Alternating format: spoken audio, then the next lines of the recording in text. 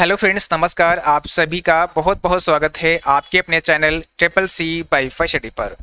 आप सभी को याद होगा, हमने अपने मोबाइल एप्लीकेशन पर कुछ समय पहले आप सभी के लिए एक होमवर्क दिया था, जहां पर कुछ इंपॉर्टेंट फार्मूलों को शामिल किया गया था। बहुत सारे बच्चों ने इनको सॉल्व करके हमारे पास भेजा भी है। उनमें से कुछ के सही भी हैं, कुछ के गलत भी हैं, और आप में से बहुत सारे बच्चों का कहना है कि सर आप इन्हें सॉल्व करके समझा दीजिए ताकि हम अपने आंसर मैच कर पाएँ। तो अभी हम आपको यहाँ पर सभी फार्मूले जो भी हमने आपको दिए थे बहुत ही डिटेल में विद प्रैक्टिकल समझाएंगे, और आप लोगों ने अगर इनको सॉल्व किया है तो अपने आंसर मैच कर सकते हैं। ठीक है, तो आइए स्टार्ट करते हैं। सबसे पहला फार्मूला यहाँ पर दिया गया है सम का, और आपको पता है सम जो फार्मूला होता है ये जोड़ करने के लिए होता है। ठीक है, अगर आपको योग करना है, मीन्स अगर आप जोड़ना चाहते हैं तो सम का इस्तेमाल करते हैं। देखिएगा, यहाँ पर जैसे मान लिया लिखा हुआ है इक्वल, उसके बाद में सम दिया गया है और आगे दिया है 25,31। तो इसका मतलब क्या हुआ कि हमें 25 और 31 का योग कर देना है, जोड़ देना है। तो जहां पर भी सम दिया होगा बस आपको क्या समझना है, वहां पर योग हो जाएगा, जोड़ हो जाएगा। चलिए अब इनको आप जोड़ देते हैं तो कितना आंसर आएगा। 5 और 1 को जोड़ेंगे तो 6 आ जाएगा, और 3 और 2 को जोड़ेंगे तो 5 आ जाएगा। यहाँ पर आपका आंसर होगा 56। तो जिन बच्चों ने 56 आंसर दिया है उनका बिल्कुल सही जवाब है। एक चीज और आपको समझना है, यहाँ पर डायरेक्ट वैल्यू दी गई है ये वाली, बट अगर यही सम फार्मूला को हम क्या करते हैं, सेल का रेफरेंस दे देते हैं। जैसे हमने यहाँ पर दे दिया A1, कॉमा लगा देते हैं अगर, और यहाँ पे लिख दिया है V1, तो भी ये जोड़ ही होगा। लेकिन अब देखा ये जाएगा कि A1 और B1 में क्या वैल्यू दी गई है। तो अगर आपके एग्जाम में कभी ऐसा सवाल आता है तो कहीं ना कहीं आपको ये बताया जाता है, उसमें ये लिखा होता है कि यदि सेल A1 में, ठीक है, क्या लिखा होगा, यदि सेल A1 बराबर 10 है तथा V1 बराबर, ठीक है, V1 बराबर 20 है, तब इक्वल सम A1 कामा B1 का मान कितना होगा। तो A1 की वैल्यू दी गई 10, तो आप 10 लिखेंगे। उसके बाद में V1 की वैल्यू लिखी है 20, तो आप 20 लिखेंगे। बीच में कॉमा है, अगर सम लिखा हुआ है तो इसका भी योग हो जाएगा, यहाँ पर 30 आ जाएगा। ठीक है, तो इस प्रकार से आपको सॉल्व कर लेने हैं। एक और तरीका है यहाँ पर, और ऐसे भी एग्जाम में कई बार क्वेश्चन आ जाता है, या फिर अगर थोड़ा बहुत इधर उधर से घुमा फिरा के पूछते हैं ना, तो भी आप उसको कर सकते हैं अगर आपने सही से समझा होगा। देखिए, जब कभी भी सम ना दिया हो तो क्या होगा, फिर वहां पर इक्वल लिखा होगा और A1 प्लस B1 लिखा होगा, फिर प्लस का साइन दिया होगा। मतलब कहीं ना कहीं तो आपको अपने लिब्रियोफिस कैल्क को ये समझाना पड़ेगा कि आपको करना क्या है। तो या तो सम देंगे तब समझेगा आपका कंप्यूटर कि भाई जोड़ कर देना है, या तो प्लस का साइन देंगे तब समझेगा कि आपको जोड़ कर देना है। तो ये भी बिल्कुल सही है, यहाँ पर भी A1 और B1 की वैल्यू को जोड़ देगा। ठीक है, अब चलिए हम आपको लिब्रियोफिस कैल्क में लेकर चलते हैं और यहाँ पर आपको दिखाते हैं। जैसे आप कैल्क में आ चुके हैं, किसी भी फार्मूला को लगाने से पहले बराबर का सिंबल जरूरी है। तो यहाँ पर हम लोग लिखते हैं पहले इक्वल, उसके बाद लगाते हैं सम, ब्रैकेट को ओपन करते हैं। इसके बाद में हमें लिखना है अपनी वैल्यू 25,31, यही तो था 25,31। ठीक है, तो यहाँ पर जैसे ही आपने 25,31 लिखा, इसके बाद में आपको क्या करना होगा, बस एंटर प्रेस कर देना होगा। तो जैसे ही हमने एंटर प्रेस किया, आपका जवाब 56 आ चुका है। ठीक है, तो इस प्रकार से फार्मूला काम करता है। अगर हम यहाँ पर वैल्यू दे देते हैं, जैसे मान लिया मैंने यहाँ पर लिख दिया A1, उसके बाद कॉमा V1, ऐसे लिख देते हैं, तो अभी तो देखो वैल्यू यहाँ पे आएगा 0, क्योंकि A1 में और B1 में कुछ दिया नहीं गया है। तो सेल A1 में हमने 10 लिखा, सेल B1 में हमने 20 लिखा, तो आपने देखा यहाँ पर 30 आ चुका है। क्यों? क्योंकि यहाँ पर A1 और B1 की वैल्यू को जोड़ दिया गया है, योग कर दिया गया है। ठीक है, तो ये आपको समझना है। बाकी अगर यहाँ पर कभी भी आपको कॉलन का सिंबल मिलता है तो कॉलन का मतलब होता है एक रेंज बना देना। जैसे यहाँ पर B1 के स्थान पर हम कर देते हैं D1। अब क्या होगा, A1 और D1 के बीच में जितना भी होगा कंटेंट या जो भी आपने नंबर लिखा होगा, जो वैल्यू दी होगी, उसको सबको योग करेगा, या जो भी फॉर्मूला अप्लाई किया होगा वो वहां पे अप्लाई हो जाएगा। जैसे मैंने C के अंदर 50 लिखा और D के अंदर भी हमने लिखा 30। अब देखो यहाँ पर सबको इसने योग कर दिया, मतलब A, V, C और D इन सभी को जोड़ा है, और यहाँ पर हमने केवल दिया था A1 कॉलन D1, मतलब पहली सेल का रेफरेंस और अंतिम सेल का रेफरेंस दिया। बीच में हमने एक ऑपरेटर इस्तेमाल किया है कॉलन का। तो कॉलन हमेशा रेंज बनाता है, ये भी आपको ध्यान रखना है, ठीक है। तो आई होप ये आपके समझ में आ चुका होगा। और यहाँ पर जो आपका आंसर बनेगा वो क्या बनेगा, यहाँ पर जो आपका आंसर होगा वो होगा 56, ठीक है, क्योंकि 25 और 31 का जो आंसर होगा वो 56 हो जाएगा, ठीक है। चलिए क्वेश्चन नंबर सेकेंड दिया गया था प्रोडक्ट का। देखो यहाँ पर लिखा है इक्वल, यहाँ पर लिखा है इक्वल, उसके बाद में दिया गया है प्रोडक्ट। तो हमने आपको बताया था कि प्रोडक्ट फार्मूला क्या करता है, मल्टीप्लाई करने का काम करता है, ठीक है। जिनको आता है वो भी समझ सकते हैं, मैच कर सकते हैं, और जिनको नहीं आता है तो आपको बहुत ही अच्छे से समझना है ताकि ये सारे फार्मूले जो भी हमने यहाँ पर शामिल किए हैं आपके समझ में आ जाएं। प्रोडक्ट का मतलब है मल्टीप्लाई करना, तो यहाँ पर 20 मल्टीप्लाई 6 करेंगे कितना हो जाएगा, 120 आपका जवाब हो जाएगा। सेम वही इसका भी रूल है। अगर आप यहाँ पर भी कोई कॉलन का ऑपरेटर इस्तेमाल करते हैं तो एक रेंज बन जाएगा, कॉमा के साथ में अगर करेंगे तो वही वैल्यू पर फॉर्मूला अप्लाई होगा जो आपने दी होगी। तो यहाँ पर दिया है इक्वल प्रोडक्ट 20, 6। अब इसको भी हम आपको दिखाते हैं। तो लिब्रियोफिस कैल्क में आते हैं, आपने यहाँ पे लिखा इक्वल प्रोडक्ट, ब्रैकेट को ओपन करते हैं, 20, 6 लिखते हैं, ब्रैकेट को क्लोज करते हैं और एंटर प्रेस करते हैं। देखिएगा यहाँ पर कितना आया, 120 आपका आंसर आ गया। मतलब इक्वल प्रोडक्ट 20, 6 का आंसर 120 आया। कैसे, क्योंकि 20 और 6 की मल्टीप्लाई हो गई, गुणा हो गई। यही अगर मान लिया कि किसी भी सेल में दिया होता ये वैल्यू तो उस सेल का नाम देना पड़ता। हम यहाँ पर A1 और B1 कर सकते थे, या और कोई भी सेल का नाम आप दे सकते थे, और वहां पर जो वैल्यू दी होगी उसी का मल्टीप्लाई कर देगा, उसी का गुणा हो जाएगा, ठीक है। तो ये दो फार्मूले आपके समझ में आ चुके हैं। अगर और कोई वैल्यू होती है तो आप लोग निकाल लेंगे। मतलब यहाँ पर अगर 20, 6 के स्थान पर कुछ और दिया होगा तो भी आप लोग कर लेंगे, ठीक है। अब बात करते हैं मैक्स की। तो देखो यहाँ पर दिया है मैक्स, मतलब इसका होता है मैक्सिमम।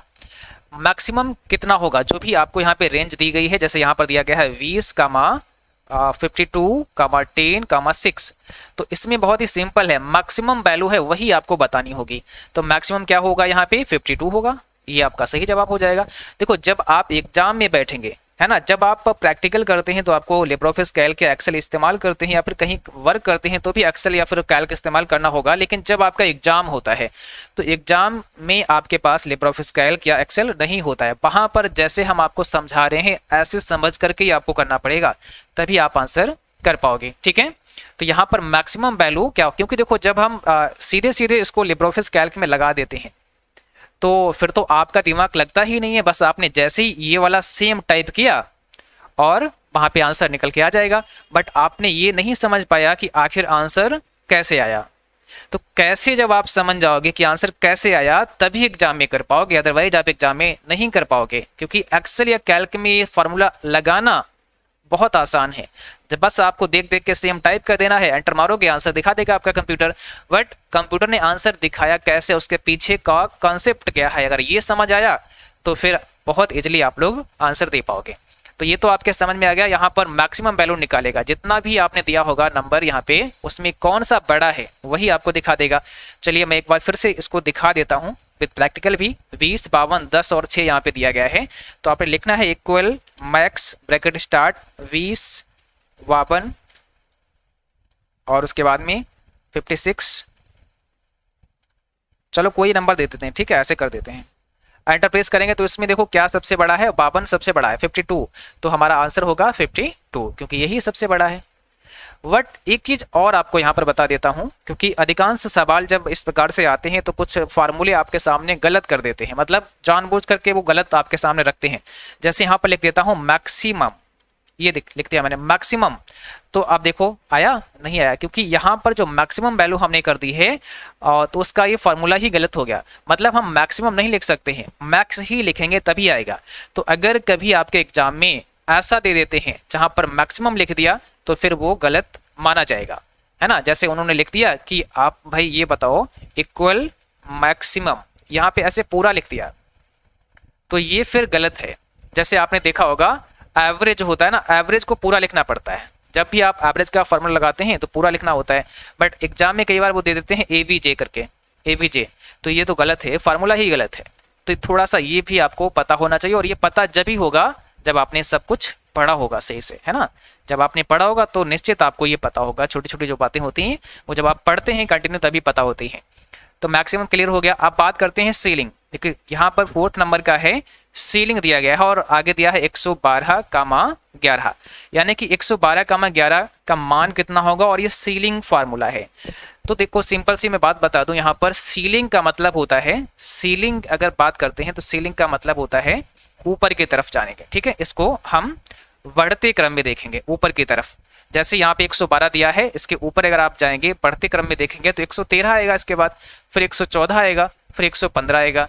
लेकिन करना क्या है आपको, करना ये है कि ये जो आगे वाली वैल्यू दी गई है इससे पूरी तरह से विभाजित हो जाए, वो संख्या आपको ढूंढनी है बस, और वही हमारा जवाब है। तो 112 के बाद 113, 114, 115, 116, ऐसी कौन सी वो संख्या है जो 11 से पूरी तरह से विभाजित हो जाएगी। तो आप बताएंगे सर वो संख्या 121 होगी, 121 वो संख्या होगी जो 11 से पूरी तरह से कट जाएगी, ठीक है। तो वही हमारा जवाब होगा। अब इसको लिब्रियोफिस कैल्क में भी लेकर चलते हैं, 112 और 11 को हम लोग यहाँ पर सॉल्व करते हैं। तो चलिए हम लोग यहाँ पे लिखते हैं इक्वल सीलिंग 112,11, ब्रैकेट को क्लोज करते हैं और एंटर प्रेस करते हैं। देखिए हमारा आंसर 121 आ गया। तो कंप्यूटर ने ढूंढ करके वो संख्या आपको बता दी भाई, 112 के अगर आप ऊपर चलेंगे तो वो संख्या हमारी पहली वो संख्या ऐसी है 121 जो 11 से पूरी तरह से विभाजित हो जाएगी, बस यही हमारा आंसर होगा, ठीक है। तो आई होप ये भी आपके समझ में आ चुका होगा और आपने मैच कर लिया होगा कि आपने सही लगाया था या फिर नहीं, ठीक है। चलिए अब पांचवा देखिएगा, यहाँ पे दिया गया है फ्लोर। फ्लोर सेम ऐसे ही फार्मूला है जैसा आपका सीलिंग है वैसा ही फ्लोर है। तो फ्लोर यहाँ पे 119 दिया गया है और इसके बाद में 11 दिया गया है, 119 और 11 दिया गया है। अब आपको देखना ये है कि फ्लोर का मतलब होता है नीचे, यानी कि फर्श। फर्श का मतलब बॉटम की तरफ आपको जाना है, ठीक है, घटते क्रम में आपको जाना है। तो घटते क्रम का मतलब नीचे की तरफ 118, 117, 116, और ढूंढना क्या है कि 11 से पूरी तरह से कट जाए, विभाजित हो जाए, वो संख्या हमें ढूंढ करके यहाँ पर लानी होगी, ठीक है। तो यहाँ पर दिया है 119,11। अब जैसे ही आप यहाँ लिब्रियोफिस कैल्क में आते हैं, यहाँ सीलिंग के स्थान पर हम कर देते हैं फ्लोर और यहाँ पर कर देते हैं 119,11। इसका वैल्यू कितना होगा, जैसे ही आप इंटरप्रेस करते हैं तो 110 हमारा वो संख्या होगा, यानी कि 110 वो संख्या है जो 11 से पूरी तरह से विभाजित हो जाएगी, ये आपको ध्यान रखना है। तो सही जवाब होगा हमारा 110, ठीक है। चलिएगा, तो यहाँ पर 110 आपका राइट आंसर हो जाएगा। अगला क्वेश्चन यहाँ पर दिया गया है राउंड, और आपको पता है राउंड से भी काफी प्रश्न आपके एग्जाम में आते हैं। तो यहाँ पर क्या दिया गया है, राउंड 222.354, देखिएगा राउंड, उसके बाद में 222.354, अब इसे आप कैसे सॉल्व करेंगे। यहां पर दिया गया है इक्वल राउंड, यही तो है। तो इसमें देखो करना क्या होता है, हमें ये जो हमारा दशमलव वाला स्थान है, जो डेसिमल प्लेस है, इसके बाद में यहां पर 3 वैल्यू दी गई हैं, 3 वैल्यू हैं 3, 5, 4, बट कॉमा के बाद में जो संख्या दी गई है ये आपको ये बता रही है कि दशमलव के बाद में आपको 2 वैल्यू रखनी है, 3 आपको नहीं रखनी है, 2 वैल्यू ही आपको रखनी है, ये बता रहा है। तो क्या करना पड़ेगा, हमें एक लास्ट वाली वैल्यू को यहां से हटा देना होगा। बट हटाते समय थोड़ा सा आपको ये ध्यान रखना होगा कि अगर आप जिस वैल्यू को हटा रहे हैं वो अगर 5 या 5 से बड़ी है तो फिर क्या करना पड़ेगा, आगे वाले में जो शेष बचेगा उसमें एक हमें जोड़ देना होगा, प्लस कर देना होगा, ठीक है। बस ये रूल आपको फॉलो करना होगा। और अगर 5 से छोटा है तो सेम आपको फिर यहाँ पर ना प्लस ना माइनस, सेम उतार लेना है और उसको यहाँ से हटा देना है। ये समझ में आया आपके। तो चलो यही करते हैं। हमें यहाँ दिया गया है -2, तो -2 का मतलब हो जाएगा कि भाई यहाँ पर 2 ही स्थान हमें रखने हैं, तो 4 को हम हटाएंगे। अब 4 5 से छोटा है तो ना बढ़ाएंगे ना घटाएंगे, 4 को हटा देते हैं और बाकी का हम यहाँ पर उतार लेते हैं। 222.35, यही हमारा जवाब होगा। 222.35 हो गया, हमने राउंड 2 कर दिया, ठीक है। तो आई होप ये आपके समझ आया होगा। और इसको भी हम आपको एक बार लिब्रियोफिस कैल्क में लेकर चलते हैं, 222.354। तो यहाँ लिखते हैं इक्वल राउंड ROUND, ठीक है, 222.354, 2। आप देखिएगा ये वैल्यू हमने आपके सामने लिखी, जैसे ही एमीटर प्रेस करेंगे हमारा आंसर आ जाएगा 222.35। क्यों आया? क्योंकि इन्होंने यहां से 4 को हटा दिया, क्योंकि ये 2 जो कह रहा है कि हमें दशमलव के बाद 2 ही स्थान चाहिए, तो हमें 2 ही तो रखने हैं, 4 को हटाना है, तो 4 को हमने हटा दिया। रूल हमारा क्या था? रूल ये था कि अगर जो हट रहा है वो 5 है या 5 से बड़ा है तब हम 1 बढ़ाएंगे यहाँ पर, अदरवाइज नहीं बढ़ाएंगे। तो यहाँ पर बढ़ाने की कोई आवश्यकता नहीं थी, सेम आपको उतार लेना था और वही हमारा यहाँ पर आंसर आ चुका है। ठीक है, तो यहाँ पर आंसर होगा 222.35। जिन बच्चों ने दिया था उनका बिल्कुल करेक्ट आंसर होगा। अगला क्वेश्चन देखते हैं। अगला भी राउंड से ही है और यहाँ पर वैल्यू चेंज है, तो यहाँ पे दिया है 3541,214,1। इनका कहना है कि अब हमें दशमलव के बाद में एक ही अंक रखना है। ठीक है, यानी कि दशमलव के बाद में एक ही अंक रखना है। यहाँ पे क्या होगा? दशमलव होगा, पॉइंट होगा। तो ये देखो 1 का मतलब है कि दशमलव के बाद एक ही स्थान चाहिए, बाकी को हटा दीजिएगा। तो हटाइएगा, 4 को हटा देते हैं। ठीक है, ये भी 5 से छोटा था, कोई दिक्कत नहीं है, इसको भी हटा देते हैं। अच्छा, जब कभी 2 साथ साथ हटाने हो तो फिर अगर ये 4 जहां है यहाँ पर अगर 5 होगा तब भी कोई दिक्कत नहीं, क्योंकि लास्ट वाला जो हटेगा ना वही आपको देखना होगा, वही देखना होगा कि कहीं 5 से बड़ा तो नहीं है। तो यहाँ पर हमने 1 को भी हटा दिया और 1 हमारा 5 से छोटा है, तो इसका भी मान 35412 आ जाएगा। बस यहाँ पे वैल्यू अब केवल एक ही आएगी दशमलव के बाद, क्योंकि 1 दिया गया है, 2 हटा देने हैं हमें। तो 3541.214 यहाँ पर था, जिसका आंसर आपका आ गया 3541.2। सेम वैसे ही लगेगा जैसे अभी हमने आपको समझाया था। एक और आपको बताते हैं, यहाँ पर अगला जो दिया गया है क्वेश्चन नंबर 8 में दिया गया है 25.31, एक और आप लोग लगाइएगा 25.31, इसका मान कितना होगा? तो यहाँ पर कह रहा है 1, यानी कि एक ही तो रखना है हमें, दशमलव के बाद एक अंक हमें चाहिए, तो हम 25.3 रख लेंगे, क्योंकि 1 को हम हटा देंगे और 1 हमारा 5 से छोटा है, तो यहाँ पर भी नहीं बढ़ेगा, यानी कि 25.3 हमारा जवाब हो जाएगा। ठीक है, 25.31। एक बार फिर से हम आपको दिखा देते हैं, इक्वल राउंड 25.31, देखो जैसे एंटर प्रेस करेंगे तो 25.3 आपका आंसर आ जाएगा, जैसा हमने यहाँ पे बताया वही आपको दिखेगा। तो ये हमारा जवाब हो गया, बिल्कुल करेक्ट है। अगली बार हमें दिया गया है माइनस में, तो यहाँ पर हम लिखेंगे 354.24 -7। यहाँ पे दिया है राउंड, इसको सॉल्व करना है। तो जब कभी माइनस में दिया होगा इसका मतलब, ध्यान से समझना, जब कभी माइनस में दिया होगा इसका मतलब ये डेसिमल प्लेस से अब इधर बात की जा रही है, डेसिमल प्लेस से अब लेफ्ट साइड में बात की जा रही है। ठीक है, और जब माइनस नहीं दिया होगा तो राइट साइड में बात की जाएगी। तो अभी हमें क्या करना है, ये कह रहा है कि भाई दशमलव से पहले, ये दशमलव लगा है ना, इससे पहले 7 स्थान तक आपको हटा देने, ये सारे नंबर्स को राउंड कर देना है। तो आपने कहा ठीक है भाई, तो यहाँ लिखते हैं 354.24, दशमलव से पहले हमें राउंड कर देना है। तो ये तो भाई पॉइंट के बाद अपने आप ही राउंड हो जाएगा, तो यहाँ 0 हो गया, यहाँ 0 हो गया, पॉइंट लगा देते हैं। आप देखो उसके बाद 7 राउंड करने हैं, तो हमने ये 4 को हटाया 0 लाए, 5 को हटाया 0 लाए, 3 को हटाया 0 लाए, अभी तो 3 ही हमने राउंड कर पाए, और बोला है 7 राउंड करने हैं, तो 7 तो हमारे पास वैल्यू भी नहीं है, तो आप चाहो तो समझने के लिए 0 0 यहाँ पे लगा सकते हो। देखो 3 0 हो गए, एक और लगा देना है, 4 हो गए, अब 7 वैल्यू आपकी हो गई। फिर ये 3 को हटा दिया, ठीक है, अब 0 को हटाओ 0, 0 को हटाओ 0, 0 0, क्या आया आपके आंसर में? 0। तो कुल मिलाकर के जवाब कितना आएगा? 0 आएगा, आपका आंसर होगा 0। ठीक है, ये आपको ध्यान रखना है। देखो 354.24 -7 यहाँ पे दिया गया है, तो लिखते हैं इक्वल राउंड 354.24 -7। अब जैसे ही हमने -7 किया, ध्यान से देखना, एंटर प्रेस करते ही हमारा आंसर कितना आ गया? 0। क्यों 0 आया? क्योंकि वो इसीलिए आया क्योंकि भाई -7 राउंड करवा रहे थे और वैल्यू 3 ही थी, तो फिर तो 0 बचना ही है, स्वाभाविक है। तो इसमें आपको दिमाग लगाना ही नहीं है। जब कभी भी, मैं यहाँ पर एक ट्रिक आपको समझा दूं इस क्वेश्चन में, इसमें आपको दिमाग क्यों नहीं लगाना है। जब कभी भी यहाँ पर जो वैल्यू दी है पॉइंट से पहले, ये वैल्यू से ज़्यादा अगर ये वैल्यू माइनस में कभी हो तो बस आपको फिर 0 कर देना है बिना सोचे समझे। क्या बताया, अगर पॉइंट से पहले की वैल्यू के जो डिजिट हैं, जैसे यहाँ पे 3 डिजिट हैं और अगर यहाँ पर उससे ज़्यादा मिलते हैं, 4 मिलते हैं, तो आपको कोई दिमाग लगाने की आवश्यकता नहीं, 0 कर देना है।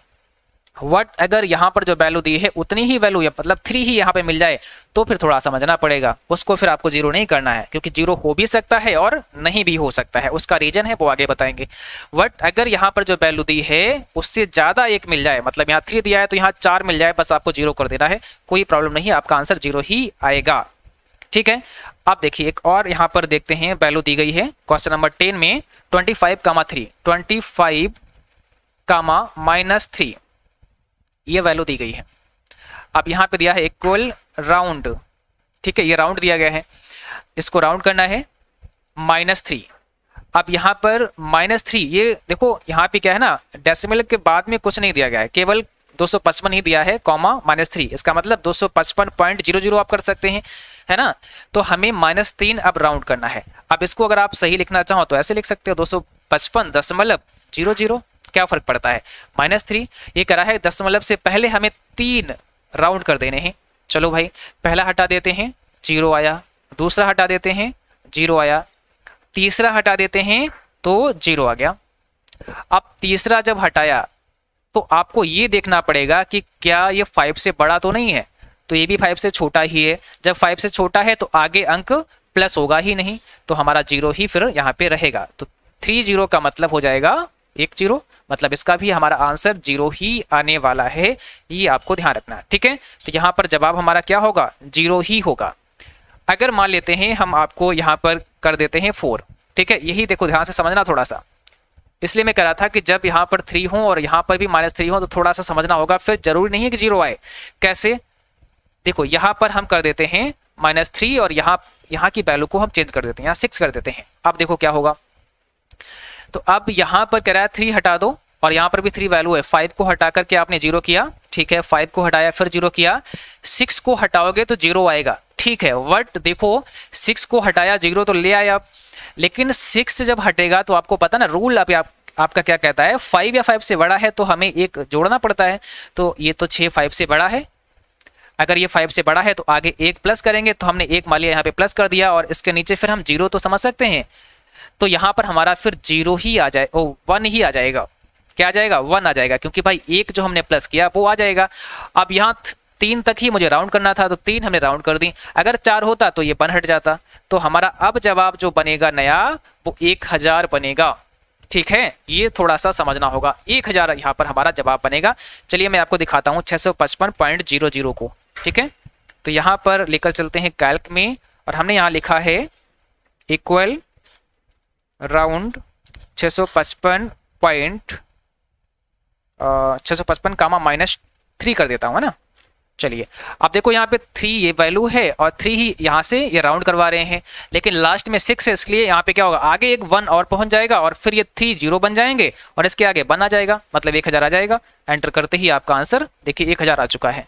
ठीक है, तो 1000 यहाँ पर इसलिए आया है क्योंकि यहाँ पर 6 दिया गया है, इसलिए यहाँ पर आगे 1 चला गया, क्योंकि हमने बताया ना 5 या 5 से बड़ा है तो 1 प्लस हो जाएगा आगे वाली संख्या में, और आगे वाली संख्या थी 0, तो 0 में 1 जोड़ोगे तो कितना आएगा, 1 आएगा।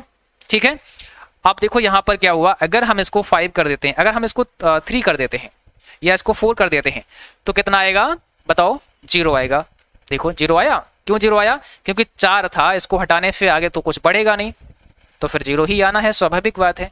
तो यहाँ पर आपका आंसर हो जाएगा 0। ठीक, तो आई होप ये भी आपके समझ में आ गया होगा कि माइनस अगर आता है तो कैसे हमें सॉल्व करना होता है। एक और क्वेश्चन यहाँ पे है 364, यहाँ पे दिया गया है 364.21 कामा 1, यहाँ पर एक वैल्यू हमें राउंड करानी है, तो एक वैल्यू हमें रखनी है केवल, बाकी सबको हटा देना है। तो चलो भाई यहाँ पे देखो 364.21 दिया है, 2 दी है, इसको 1 को हटा देते हैं, क्या फर्क पड़ता है, 364.2 हो जाएगा, हो गया 364.2 हो गया, मतलब यहाँ 1 हट गया और 1 ये 5 से छोटा था तो मुझे बढ़ाना ही नहीं पड़ा। ठीक है, बट चलिए मैं एक बार और यहाँ पर एक और एग्जांपल में देता हूँ, जैसे मैंने लिखा यहाँ पे 254 कामा, ठीक है, यहाँ पे लगा देता हूँ पॉइंट 629 कामा 2, ये है। देखो अब जरा आप लोग एक बार सॉल्व करके बताना मुझे आंसर क्या होगा। ठीक है, जल्दी से करिएगा, यहाँ इक्वल राउंड लगा हुआ है, ये आपका राउंड है। अब आप लोग जल्दी से करो, इसका जवाब बताओ क्या होगा। तो भाई देखो 2 ही तो रखने हैं, यही तो हमें रखना है केवल। इसको हटा दीजिएगा 9 को। अब जब 9 हटाएंगे तो आपको पता है 5 से बड़ा है, तो जब 5 से बड़ा है तो आगे वाली संख्या में जो एक बच रहा है ना यहाँ पे शेष, उसमें 1 जोड़ दीजिएगा।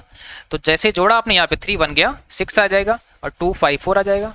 तो 254.63 आपका जवाब होगा। 254.63 आपका राइट आंसर हो जाएगा। ठीक है, चलिए इसको भी मैं समझा देता हूँ। 254.6, 2 और 9, ठीक है, इक्वल राउंड 254.629 कामा 2, यही तो था। तो यहां पर क्या होगा, ये जैसे ही 9 हटेगा, क्योंकि ये कह रहा 2 ही वैल्यू रखनी है, मतलब ये 2 रखनी है, 9 को हटाना है, और 9 5 से बड़ा है तो 2 के जगह पर 3 हो जाएगा। देखिएगा 254.63 आपका जवाब आ गया है। ठीक है, तो बस ये थोड़ा सा आपको ध्यान रखना होगा कि जो वैल्यू आप हटा रहे हैं अगर वो संख्या 5 या 5 से बड़ी है तो आगे वाले में 1 ऐड कर देगी। तो ये अच्छे से आपके समझ में आ गया होगा और आपने अपना आंसर भी मैच कर लिया होगा जो भी आपने इसे लगाया था जब सॉल्व किया था। अगला दिया है what will be the result. इसका आंसर क्या होगा, इक्वल सम दिया गया है, उसके बाद ब्रैकेट में 25 कामा प्रोडक्ट 5 कामा 2। 2 फार्मूले यहाँ पर एक साथ में दिए गए हैं, बस इसमें क्या देखना होगा आपको, सम लिखा हुआ है, उसके बाद में सम के बाद में 25 लिखा है, फिर लिखा है प्रोडक्ट और फिर 5 कामा 2 लिखा है। अब इसको हमें सॉल्व करना होगा। तो क्या होगा इसका जवाब, पहले तो आप इसको सॉल्व करेंगे, मतलब ये जो ब्रैकेट आपका है ना इसको आप सॉल्व करिएगा। तो इसको जब आप सॉल्व करते हैं तो आपका आंसर होगा, प्रोडक्ट हमने आपको समझाया था अभी, यहाँ पर देखिए ये बताया था है ना, मल्टीप्लाई। तो 5 और 2 की मल्टीप्लाई करते हैं तो कितना होगा, 10 होगा। अब यहाँ पे 10 आ गया है और यहाँ पे हमारा 25 दिया गया, इसको आप उतार सकते हैं ऐसे करके। आप देखो हमारा ये बन गया, प्रोडक्ट हमने हल कर लिया, अब सम वाला बन गया, नॉर्मल सा बन गया। सम भी हमने आपको बताया, तो 25 और 10 को जोड़ेंगे तो कितना हो जाएगा आपका 35 हो जाएगा। तो जवाब होगा 35। चलो मैं इसको प्रैक्टिकल समझाता हूं, तभी आपके अच्छे से समझ में आएगा कि आखिर ये कैसे आंसर आया है। तो इक्वल सम 25 पहले आपको लिखना है, यहां पर लिखते हैं इक्वल सम 25 कामा, फिर क्या लिखते हैं प्रोडक्ट, प्रोडक्ट के बाद में 5 कामा 2, ब्रैकेट क्लोज करते हैं, इक्वल सम 25 उसके बाद कॉमा लगाना है, प्रोडक्ट 5 कामा 2, एंटर प्रेस करते ही आपका आंसर आया 35। तो 35 कैसे आया, क्योंकि यहाँ पर 5 और 2 की पहले मल्टीप्लाई हुई तो 10 आ गया और 10 में फिर 25 को जोड़ दिया गया तो 35 हो गया, और यही आपका यहाँ पर 35 आंसर आ चुका है। ठीक है, तो आई होप ये सभी फॉर्मूले जो भी हमने यहाँ पर आपको बताए अच्छे से आपके समझ में आगे होंगे और आप सभी ने अपने आंसर भी मैच कर लिए होंगे। ठीक है, बाकी अभी कुछ और इम्पोर्टेंट फार्मूले का होमवर्क हम आपको देंगे, जहां पर राउंड से संबंधित कुछ फार्मूले होंगे और भी कुछ फार्मूले होंगे जो हमने आपको पहले कभी पढ़ाए हैं। ठीक है, तो उनको भी हम एज ए होमवर्क आपको देने वाले हैं, और ये होमवर्क सभी के लिए फ्री रहता है, मतलब पैड क्लास वाले बच्चों के लिए तो होता ही है, साथ में आप सभी के लिए भी है। आप लोग फ्री में इसका प्रैक्टिस कर सकते हैं और बाद में फिर हमसे सीख सकते हैं कि आपने सही लगाया या फिर गलत लगाया। गलत लगाया है तो हमने आपको समझा दिया है। आई होप अगर आपके सामने कभी इस प्रकार से कोई सवाल आता है तो आप निश्चित ही उसका जवाब बहुत ही अच्छे से कर पाएंगे। ठीक है, तो यहाँ पर आपको बता दें ये जो फार्मूले हैं, ये जो होमवर्क है, ये आपको कहाँ पर मिलेगा, तो आप सभी को हमारे mobile application CCC wifi study app पर जाना है। अगर आपने डाउनलोड नहीं किया है तो गूगल प्ले स्टोर से आपको वहां पर सर्च करना है CCC वाईफाई स्टडी और उसे आप डाउनलोड करके इंस्टॉल कर लेंगे। उसके बाद में आपको जाना है स्टडी मटेरियल में, और स्टडी मटेरियल में आपको होमवर्क करके एक ये फार्मूले आपको मिल जाएंगे जहां से आप इस सॉल्व कर सकते हैं, और दूसरा होमवर्क भी जल्द ही आपको वहां पर देखने को मिलेगा। और आप सभी को बता दें जिनका भी नवंबर में CCC का एग्जाम होने वाला है तो आप सभी के लिए न्यू बैच लॉन्च हो चुका है हमारे मोबाइल एप्लीकेशन पर, और यह एक पैड बैच है जिसका प्राइस होगा ₹449, लेकिन अभी आपके लिए ₹100 का डिस्काउंट है और आप इसे ₹349 में एनरोल कर सकते हैं। इसके रजिस्ट्रेशन आज यानी कि 10 सितंबर 2 बजे से होना स्टार्ट हो जाएंगे, तो आप सभी 2 बजे से अपना रजिस्ट्रेशन यहाँ पर कर सकते हैं। और यहाँ पर जो क्लास है आपकी वो 20 सितंबर से मिलना आपको स्टार्ट हो जाएगी। क्लास का समय 9 PM पर रहेगा और ये क्लास आपकी मंडे टू सैटरडे होगी। संडे को आपका यहाँ पर क्लास क्लोज रहेगा, बंद रहेगा, ठीक है। यहाँ पर अभी डिटेल में सारा कुछ हम आगे बताएंगे कि इस बैच में आपको क्या क्या पढ़ाया जाएगा, बट थोड़ा सा हम आपको समझा देते हैं।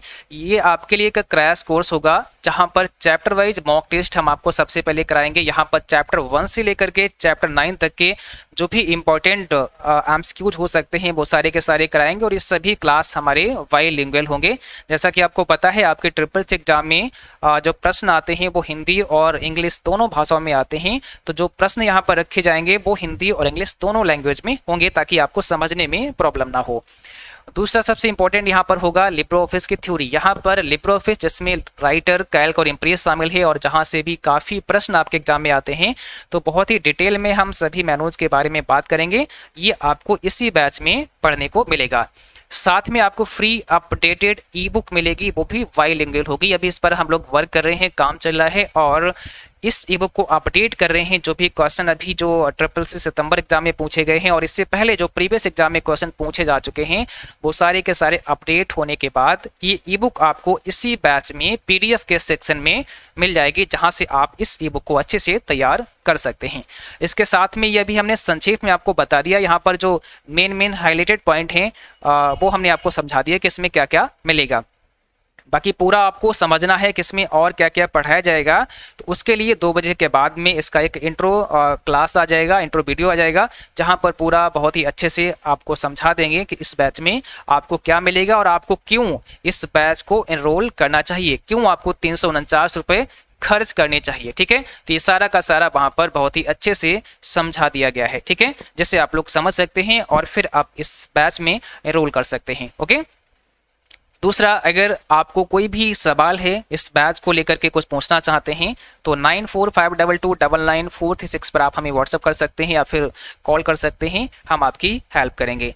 और अगर अभी तक आपने इस mobile application triple C WiFi mobile application को डाउनलोड नहीं किया है तो गूगल प्ले स्टोर पर जाना है या फिर डिस्क्रिप्शन बॉक्स में लिंक दी गई है जहाँ पे क्लिक करके भी इस ऐप को डाउनलोड कर सकते हैं। और एक चीज़ आपको यहाँ पे ध्यान रखना है, जब भी आप इसका पासवर्ड बनाते हैं तो पासवर्ड बनाते समय काफ़ी बच्चे वहाँ पे कंफ्यूज हो जाते हैं, तो पासवर्ड आपको कैसे बनाना है थोड़ा सा ये आपको समझना होगा।